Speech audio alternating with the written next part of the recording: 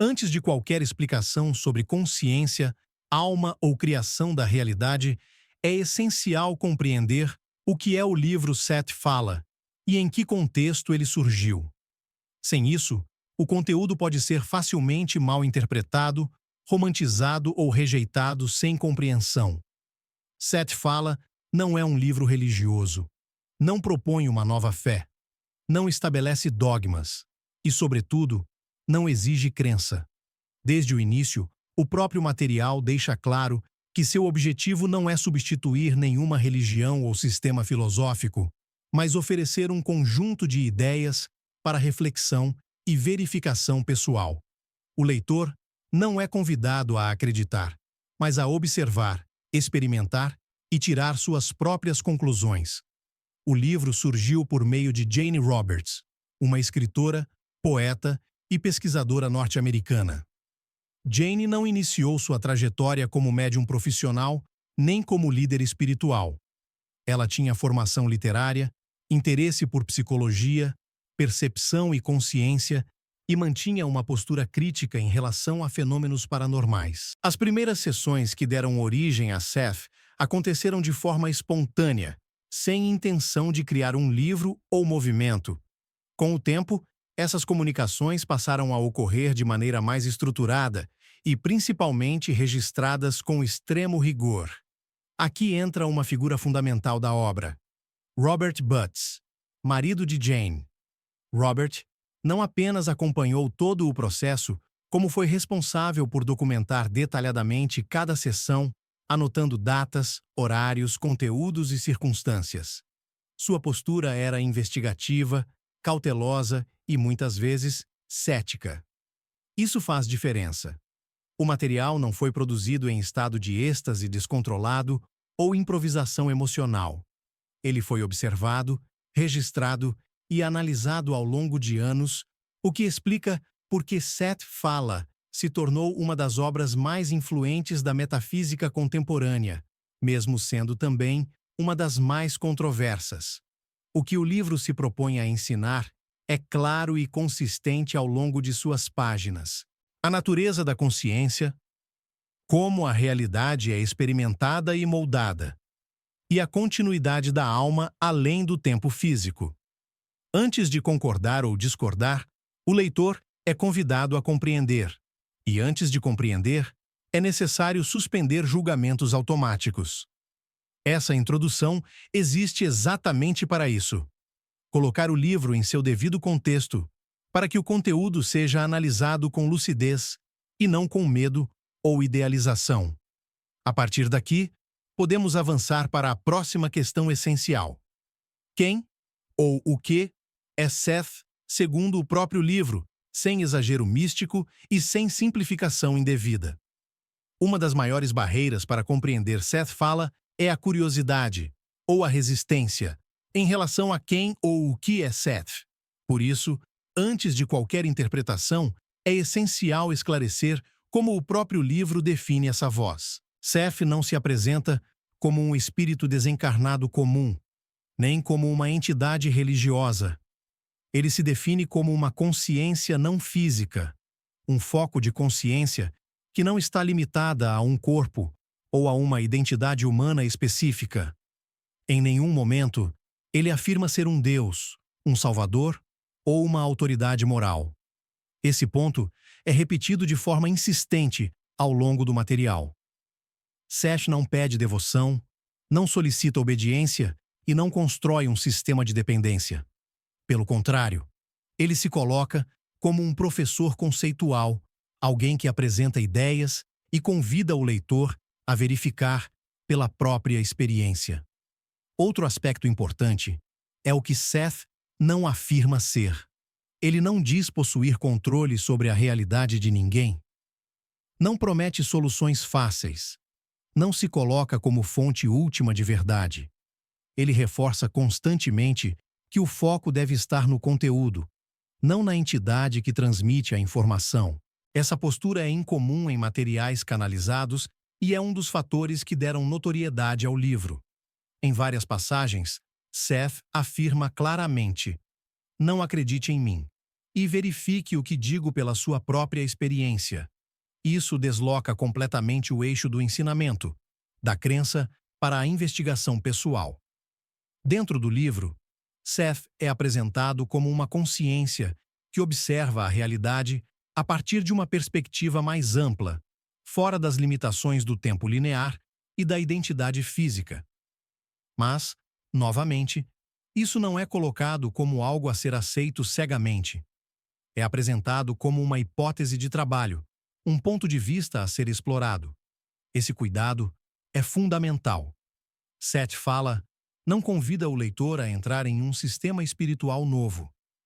Ele convida o leitor a examinar a própria experiência de consciência, usando as ideias apresentadas como ferramentas de reflexão.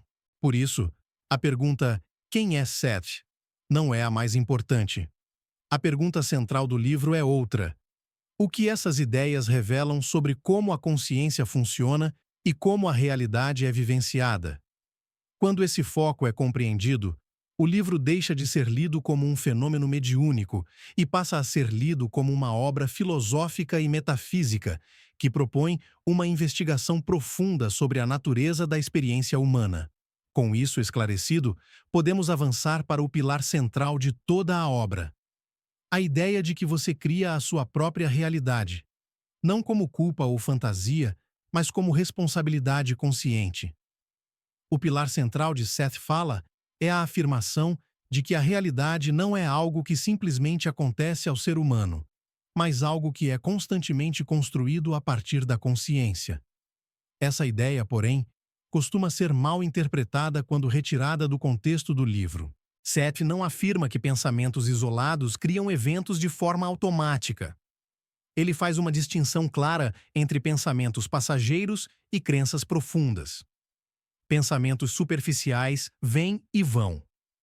Crenças, por outro lado, estruturam a forma como a realidade é percebida, interpretada e vivida. Segundo o livro, a experiência humana surge da interação entre crenças conscientes e inconscientes, expectativas emocionais, imagens internas sobre si mesmo e sobre o mundo. A realidade, portanto, não é criada por desejo momentâneo, mas por padrões internos sustentados ao longo do tempo. É isso que explica por que muitas pessoas tentam pensar positivo e não veem mudanças reais. O pensamento consciente entra em conflito com crenças inconscientes mais profundas. Seth insiste que esse processo não deve ser entendido como culpa. O livro deixa claro que responsabilidade criativa não é responsabilização moral. O ser humano não cria sofrimento porque errou, mas porque opera a partir de crenças herdadas, condicionadas e raramente examinadas. Outro ponto essencial é que a criação da realidade é contínua, não pontual. Cada experiência reforça ou modifica crenças existentes.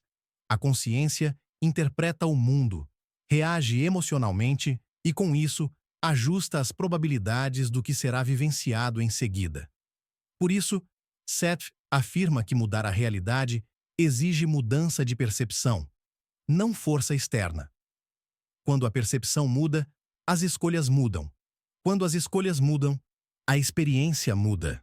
Não por magia, mas por coerência interna. O livro também deixa claro que ninguém cria tudo sozinho, de forma isolada. A realidade é co-criada em múltiplos níveis, individual, coletivo e simbólico. Ainda assim, cada pessoa participa ativamente daquilo que experimenta, porque interpreta e responde ao mundo a partir do próprio estado de consciência. Essa ideia central exige maturidade. Ela retira o ser humano do papel de vítima absoluta, mas também não o coloca como controlador onipotente. Ele se torna participante consciente da experiência. É a partir dessa base que o livro avança para um conceito ainda mais amplo: a natureza da alma e sua existência além do tempo linear, que amplia radicalmente a forma como entendemos vida, identidade e continuidade. Depois de estabelecer que a realidade é moldada pela consciência, Seth Fala amplia radicalmente o horizonte ao tratar da natureza da alma. Segundo o livro, a alma não nasce nem morre no sentido em que normalmente entendemos esses termos. Ela não é criada no nascimento físico, nem se extingue na morte do corpo. A identidade que você vive agora é apresentada como um foco temporário de experiência, um ponto de atenção da consciência dentro de uma estrutura maior. Isso significa que a personalidade atual não esgota quem você é. Ela é uma expressão específica, situada em determinado contexto de tempo, cultura e circunstância. Seth afirma que a existência da alma não é linear. A consciência não vive uma sequência rígida de vidas, uma após a outra, como contas em um colar. Em vez disso, o livro propõe que a alma experiencia múltiplas existências simultaneamente, cada uma como um foco distinto de aprendizado e expressão.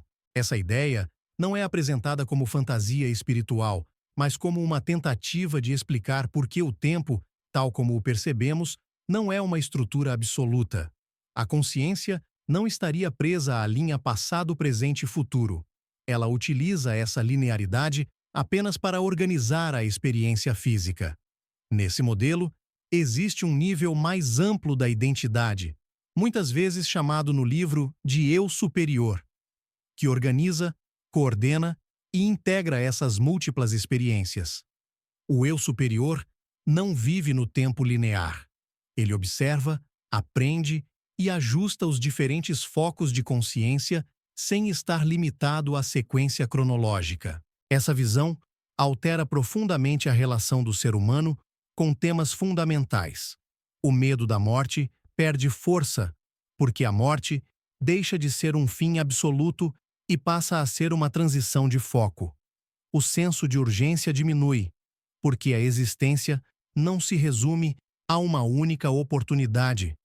E a culpa existencial, a sensação de que tudo precisa ser resolvido agora ou que erros são irreversíveis, começa a se dissolver. Seth não apresenta essa ideia para gerar escapismo. Pelo contrário, o livro insiste que a vida física continua sendo extremamente importante. É justamente por ser um foco específico e intenso que ela oferece experiências únicas. A eternidade da alma não diminui o valor da vida. Ela amplia seu significado. Compreender a alma como eterna e não linear não leva à indiferença. Leva à responsabilidade consciente. Cada escolha importa, não porque determina um destino final, mas porque contribui para a expansão da consciência como um todo. Essa ampliação da identidade prepara o terreno para o próximo passo do livro. Compreender como o tempo funciona como uma construção da percepção e como a consciência navega entre diferentes possibilidades de experiência. Depois de expandir a compreensão sobre a alma como eterna e não linear, Seth aprofunda um ponto decisivo. O tempo não é uma estrutura fixa da realidade, mas uma forma de organização da percepção humana. Segundo o livro, passado, presente e futuro não existem como compartimentos separados e sucessivos, como costumamos imaginar. Eles coexistem em um campo mais amplo de experiência. A mente humana percebe o tempo de forma linear porque isso facilita a navegação na realidade física, mas essa linearidade não representa a totalidade do que existe. Dentro dessa visão, o passado não está definitivamente encerrado, nem o futuro totalmente determinado. Ambos permanecem ativos como possibilidades, acessíveis à consciência em diferentes níveis. Isso explica por que mudanças internas no presente podem alterar a forma como o passado é lembrado e, ao mesmo tempo, reorganizar as probabilidades do futuro. Seth descreve a existência de múltiplas realidades paralelas, não como universos fantasiosos desconectados, mas como linhas de experiência que se desdobram a partir de escolhas, crenças e estados de consciência diferentes.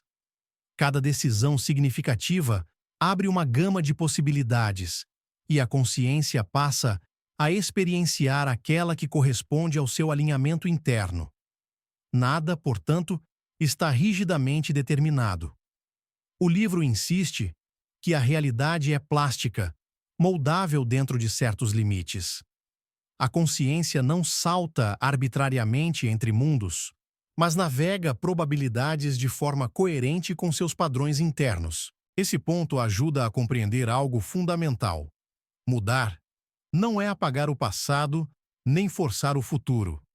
Mudar é alterar o estado presente. Quando o estado muda, a experiência do passado se resignifica e o futuro se reorganiza. A consciência ajusta sua trajetória dentro do campo de possibilidades disponíveis. É por isso que Seth afirma que não existe um destino fixo. Existem tendências, linhas prováveis, campos de experiência. A consciência participa ativamente desse processo, não como controladora absoluta, mas como selecionadora de caminhos compatíveis com seu estado. Essa compreensão exige maturidade. Ela afasta tanto a ideia de que tudo já está escrito, quanto a fantasia de que qualquer coisa pode ser criada a qualquer momento. O que existe é um diálogo constante entre consciência e possibilidade. Ao entender o tempo como construção perceptiva e a realidade como campo de probabilidades, o livro prepara o leitor para um aspecto ainda mais prático do ensinamento: o papel das emoções como força organizadora da experiência. É isso que será explorado a seguir. Em Seth Fala, um ponto é repetido com clareza: emoção precede forma. A realidade não responde prioritariamente ao pensamento intelectual, mas ao estado emocional sustentado. Pensamentos isolados têm pouco efeito se não estiverem acompanhados por emoção coerente. Seth explica que emoções são energia organizada.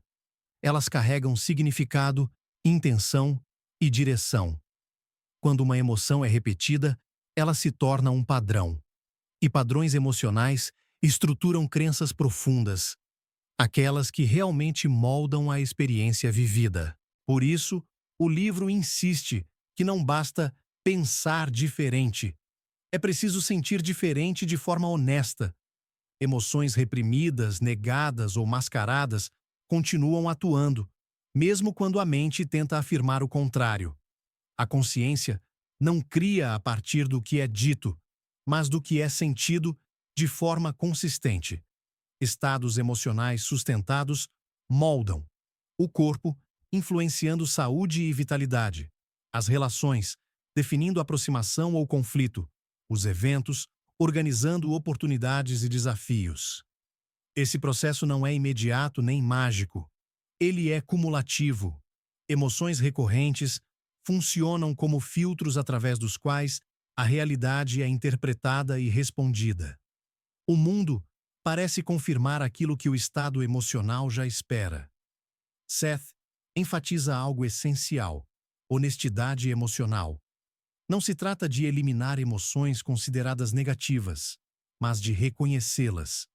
Emoções não observadas se cristalizam em padrões inconscientes. Emoções reconhecidas perdem rigidez e podem se reorganizar. O livro também alerta para o perigo da repressão emocional em nome da espiritualidade. Fingir calma, positividade ou fé enquanto se vive medo, raiva ou culpa internamente cria conflito. Esse conflito interno enfraquece a capacidade criativa da consciência. Criar realidade, segundo Seth, não é controlar emoções, mas compreendê-las. Quando a emoção é compreendida, ela se transforma naturalmente. E quando o estado emocional muda, a percepção muda junto, e a experiência acompanha. Essa parte do ensinamento torna o livro profundamente prático. Ele desloca o foco de técnicas externas para a autoobservação contínua. O leitor é convidado a perceber quais emoções se repetem, quais histórias internas elas sustentam e como essas histórias se refletem na vida cotidiana. É por isso que Seth afirma que a mudança real não começa no pensamento positivo, mas na reorganização emocional consciente. A emoção é o motor. O pensamento é a direção, e a experiência é o resultado do alinhamento, ou do conflito, entre ambos. Esse entendimento prepara o terreno para um dos temas mais sensíveis do livro: a morte, não como fim, mas como transição da consciência, assunto que amplia ainda mais a compreensão da vida e do medo humano. Em Seth fala, a morte não é apresentada como um fim, nem como punição, nem como julgamento. Ela é descrita como uma transição natural de foco da consciência. Assim como a consciência assume um foco físico ao nascer, ela abandona esse foco ao morrer, sem perder sua identidade essencial. Segundo o livro, a consciência continua ativa após a morte do corpo, mas passa a operar em um campo perceptivo diferente. Não há ruptura abrupta, apagamento ou perda de si. O que ocorre é um ajuste de percepção, onde a consciência se reorganiza fora das limitações sensoriais e temporais da experiência física. Seth afirma que não existe julgamento externo após a morte. Não há uma autoridade avaliando méritos ou falhas. Cada consciência cria sua própria experiência de transição de acordo com suas crenças, expectativas e estado interno. Isso significa que medo, culpa ou apego não desaparecem automaticamente, mas também não são impostos por nenhuma força superior. A continuidade da consciência não implica imobilidade. Após a morte, a identidade se amplia. A personalidade física é integrada a uma compreensão maior, sem ser anulada.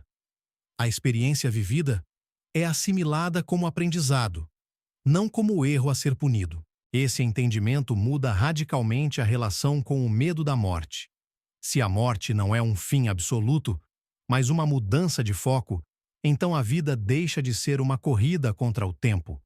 A urgência diminui. A ideia de acertar tudo agora perde rigidez, e o medo existencial começa a se dissolver. Ao mesmo tempo, Seth fala, deixa claro que a vida física não é descartável. Ela é um foco específico de aprendizado, com intensidade própria. A consciência escolhe a experiência física justamente porque ela oferece desafios, contrastes e possibilidades que não existem da mesma forma em outros níveis. Vida e morte, portanto, não são opostas. São fases complementares da experiência da consciência. A morte não invalida a vida, ela a integra. E a vida não é um teste para a morte, é uma expressão válida em si mesma. Essa visão convida a uma postura mais equilibrada diante da existência. Nem apego desesperado à vida, nem desprezo por ela. O valor está na experiência consciente, na forma como se vive, se sente e se compreende enquanto se está aqui.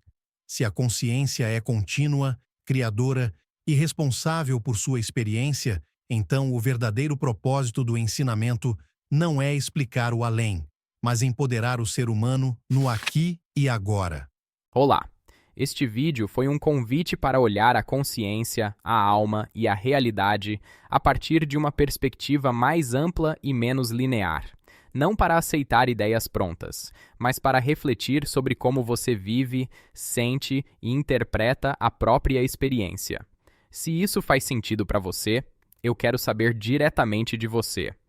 Você gostaria que eu aprofundasse mais livros da série Seth, explorando com calma os ensinamentos, os conceitos e as implicações para a consciência humana? Ou existe outro livro revelador que você sente que merece ser estudado com esse mesmo nível de profundidade e clareza?